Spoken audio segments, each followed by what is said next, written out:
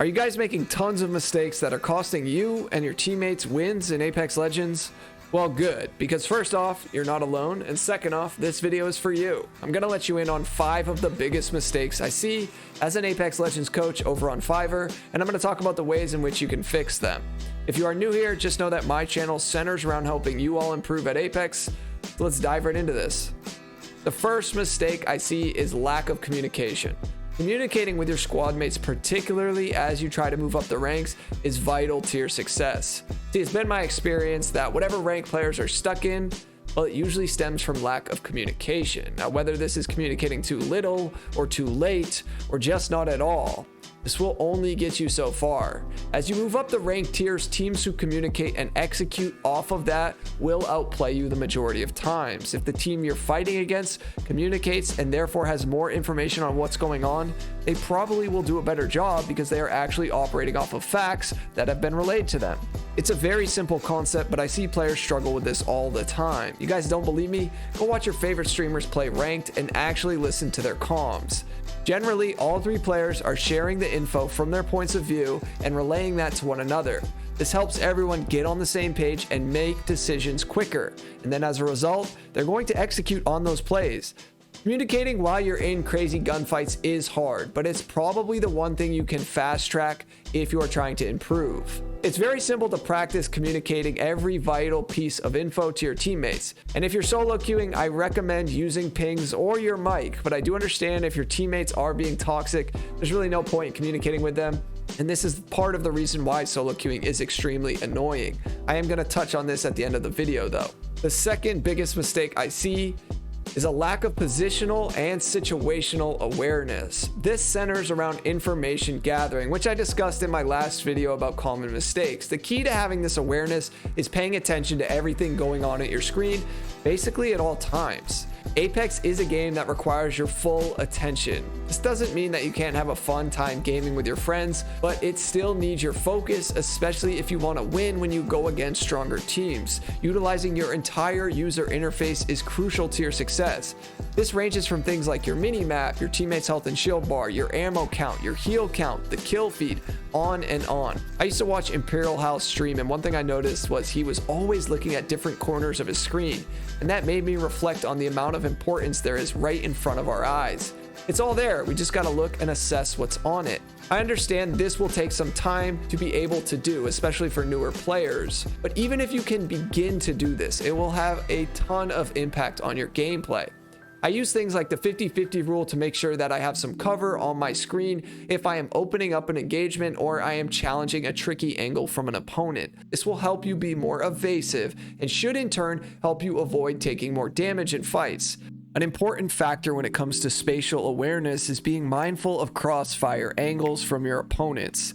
This is another thing that hangs up players, and usually swiftly. Let's say they see a target and they try to work an angle. They just assume that that player is solo because that's all they've seen up until this point. They completely neglect the fact that the enemy could have teammates. Eventually, the player puts themselves in a vulnerable position because they have tunnel vision, and the enemy's teammates develop alternate angles and they make you pay for whatever you are trying to do. I see this often in higher elos of rank because players are extremely in tune with what's going on with their teammates at all times, especially the great teams. An enemy doesn't always need to be close to you to make you pay for something, and that's something players don't really keep in mind. Of course, it sounds simple when I lay it out as a tip in a YouTube video, but if you could see how a lot of people are dying, you would see it from this perspective as well. There's honestly so many things that play a role when it comes to awareness and positioning, and it could deserve an entire 30-minute video. But if you want to improve at this game, start by trying to improve those things I just mentioned.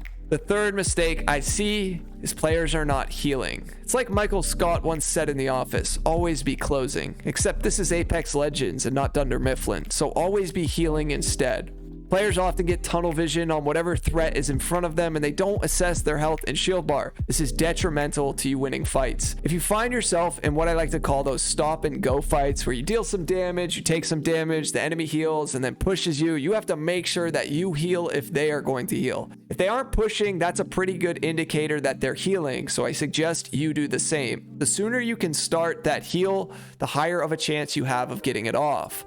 Of course, there will be moments where you need to pop a shield battery and the enemy cuts the corner right when you're about to get it off and they kill you. This can be used as a learning curve to better understand how fast players can close the gap on specific legends or specific angles, and how long you actually need to heal each shield or med in this game. Some people don't even know the time lengths it takes, so let me cover that briefly. A syringe takes 5 seconds, a medkit 8 seconds, a shield cell only 3 seconds, and a shield battery is 5 seconds. Shields obviously get hit first in Apex, so with a shorter time to heal, it's important to always be healing in any moment of downtime during those engagements. If you guys are enjoying this video, all I ask in return is for you to smash the like button for the YouTube algorithm. This is free and it only takes a second of your time. For anybody who's watched me before, there's a clip of me skateboarding at the end of the video for you. Thank you so much for doing so. The fourth most common mistake I see is players are not free looking around as they're landing into their match. This is such a common bad habit, but I know from hundreds of coaching sessions, over 70% of players do this. Even players in as high as diamond rank do this. Free looking is your first opportunity to start developing information on what your surroundings will entail. This will help you be aware of teams contesting you, and it will help you decide a loot path. Can also help to pick to your next rotation after you are done looting. If you are uncontested and you and your teammates are looting the same path, this will slow you down and hinder all of you. It's better to split up in your respective areas to go loot and then meet up. Every good team is doing this, so there's no reason you shouldn't be too. And if you are uncontested and you took a look around, you could then decide which way you want to rotate to look for the nearest fight. I want to be clear here, it doesn't matter if you are a jump master or your teammate is. All three of you should be free looking, and that way you guys can share that info with one another.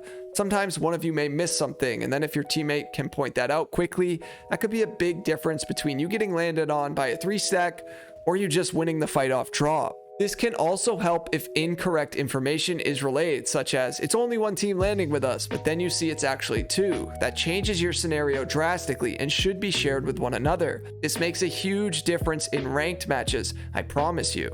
The fifth most common mistake I see is players are not putting enough time in. Now, depending on what your goals are with this game, the amount of time you're putting in could be a deterring factor in you not reaching those goals. No one goes to the gym and gets buff overnight. They put reps in day by day, week by week. And you don't have to spend 8 hours a day grinding this game either. Just understand that this game has been out for over 3 years now. And there are tons of sweats, but there are also tons of new players joining all the time. I mean, it is the best FPS Battle Royale out right now, if we're being honest. So don't expect to turn into Shroud overnight if you just haven't put enough time in. It took me a while to improve at this game, and I'm still hungry for more. If you guys remember one thing from this video, let it be this. It's about progress, not perfection. If you are solo queuing and struggling, particularly in ranked, I strongly recommend finding teammates. And trust me when I say this, as I have solo queued as high as Masters rank before. It is not enjoyable, and I do not wish the mental agony on anyone. I have a Discord server with over 8,000 members who are actively looking for teammates daily. Definitely join if you are struggling finding teammates this season. If you watched this video till the end, thank you so much for doing so. Here's the clip of me skating. Peace.